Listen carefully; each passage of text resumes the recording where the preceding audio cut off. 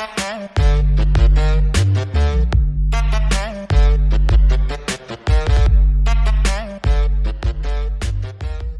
what's up guys, it's FR Fitness, and today, before we get into this banger of a video with my helper behind the camera, hello, Eric, we decided to make some changes here at FR Fitness. I think I've been taking it a little too seriously. I think I've been trying to be like some guy who's been working out for 40 years and thinks he knows all of this shit, when I really am not. I'm just some 16-year-old kid who wanted to make a YouTube video or a YouTube channel and has barely been lifting for a year. Doesn't mean I don't know anything. I still think I'm pretty knowledgeable compared to the average person. And also another reason I wanted to make this channel was to show other kids my age that you can do it. Because I'm just a normal person. So if I can do it, I'm pretty sure anyone can do it. So with that said, let's get into the video. Alright, so right now we're going to get into conventional deadlift. That's the deadlift that I do. That's what I prefer is best. I'm not saying that sumo is bad. I just feel more comfortable with conventional. And that's what I've been doing for the whole year that I've been lifting weights. So the one misconception that I hear a lot is people think that deadlift is pure back. And it really isn't, because it's a whole core body movement. You use almost up to 200 muscles while you're deadlifting. So you're using your full body. Just don't think of grabbing a big heavy 315 pounds, 405 pounds and just pulling it with your back. Because that's not how you're going to pick up heavy weight with deadlift. It isn't. You need to use your legs to push off. You need to keep your back tight. Use your traps, everything. So with that being said, we're going to start off with foot position. On this deadlift bar right here, we have 135 pounds, an average weight. So as you can see, right here, with conventional, you're going to want to keep your feet about shoulder width apart, maybe a little bit farther. It really depends on your preference, but I like to keep it basically shoulder width. You're going to come to the bar right here. If you need help, you can line them up with the ends of these lines right here. Put your shins right there. That's usually a good point. And then what people don't know, a lot of people like to keep their feet straight. I like to point mine out a little bit. I feel like it gives me a better center of gravity, keeps me better balanced. And this is basically how you set up your feet position. Alright, once you have your feet in place about shoulder width apart, a little pointed outward, making sure you're stepping through your heels, not on your toes. You're going to now place your hands on the bar. I like to come here and use the mixed grip. A lot of people use this. I can use this grip too, but after it starts getting heavy, the weight starts moving more, and I feel like this is just more balanced and more comfortable. You can either do it this way, however you like to do it. But what you're going to want to do is your hands are going to be right next to your shins, as close as possible to where they're not going to be hitting your legs. Because I used to be deadlifting like this. I would grab the bar, they'd be right on my shins, and I'd be dragging and hitting my knees all the time with the bar. And I was wondering why that was happening. Your hands are too close to the bar. So what I like to do is I like to tuck them in right next to them, and then just go out a little bit until I feel it's comfortably far enough away where I can pull up the weight and it won't get in the way. Just like that, doesn't interfere. That's a good hand placement. Now I'm going to be showing you basically the proper mechanics, how you're supposed to be doing a conventional deadlift. So like we went over, you place your feet about shoulder width apart.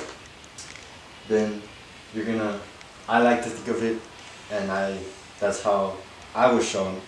Just pretend like you're sitting down on a chair. You come over here, you just sit down, you're here. It's almost the same thing as when you're doing the deadlift. You're going and you're kind of just sitting down in place right here. And this is basically where you would grab the bar. So you're just like sitting down in a chair. So after you just sit down, you're going to do the same thing as if you would be standing up. When you stand up, you don't just use your back. I've never seen someone try to stand up with their back. You use your whole body. So when you're down here and you grab the bar, you prepare, you start pushing through with your legs. So your legs are doing the start of the movement. You're still going to feel resistance in your back. Once you get up to the heavy 315 and up, it's going to feel on your back anyways. But you still have to start the movement through your legs, and that's how you're going to pick up the most weight. So you start pushing through your legs.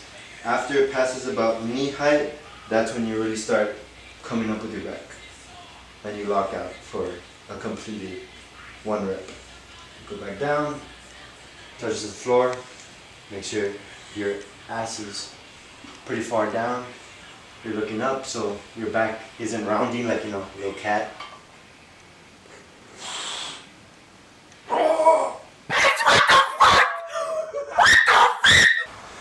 You're straight, you come back up. Once you pass the knees again, that's when your back gets activated. Welcome.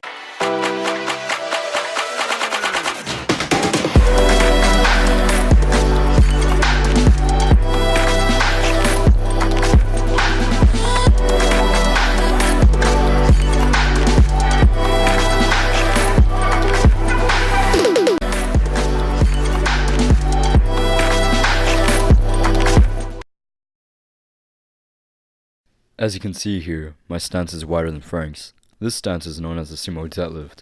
People usually use this stance because it's a shorter range of motion going up, or because they just feel more comfortable using it.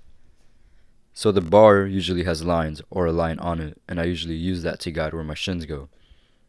Once in position, you want to do the same thing as a conventional deadlift. Keep your back straight, sit down into it, and lift with your legs, not your back. The only thing that's going to be different is hand placement. Your hands will be placed closer, and I usually use the mid over the bar to guide where my hands go.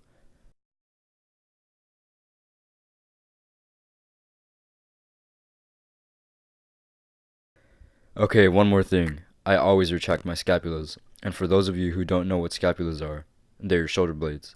The way you do this is by basically squeezing your back. Just pretend like you're trying to hold a pencil in place with your upper back.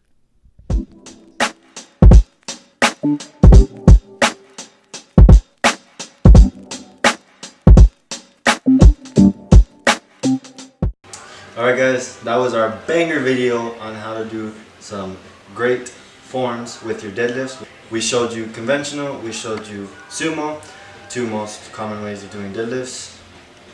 And always remember the 3 key things that you can take out of all this video that are the most important things when you're deadlifting. 1, never round your back. You will get hurt one day. If you think, oh, I'm doing it, I'm lifting 315, I'm lifting 405, okay. Keep rounding your back. When you get up to 500 pounds, 600 pounds, you try pulling that with a rounded back, you're gonna hurt something. And then you worked up to that weight for nothing, because you're gonna have to start from the beginning again. So please, always keep your back straight. Rule number 2 ties in with that. Make sure you are looking up. It is one of the best ways to keep your back straight. And make sure you're keeping your core tight as well as when you're looking up. That's gonna be able to keep your back straight, keep everything nice and centered, and you're going to have a good deadlift form from that. And rule 3 of having a good, proper deadlift form is to always, after you pass 315 and up, wear a deadlifting belt. This is an inexpensive, valuable item you will use for the rest of your lifting career that will save you from multiple injuries. Powerlifters use them, bodybuilders use them, regular lifters use them, everyone uses them. Doesn't matter what you are. You're gonna need one of these if you're deadlifting heavy or you're even squatting heavy. People even use it for bench. Get a weightlifting belt because it will keep you from getting hernias, and it will keep you in the gym more, working out and getting those heavier numbers. And don't forget, lifting is about having fun, but also being safe about it. So with that said, thank you for watching this video. I hope you like it. You could please like that video, click that subscribe button. You know you want to. I know you want to. You might as well do it. And don't forget to share this video with one of your friends. Help someone out, start their fitness journey. And as I say, stay swole.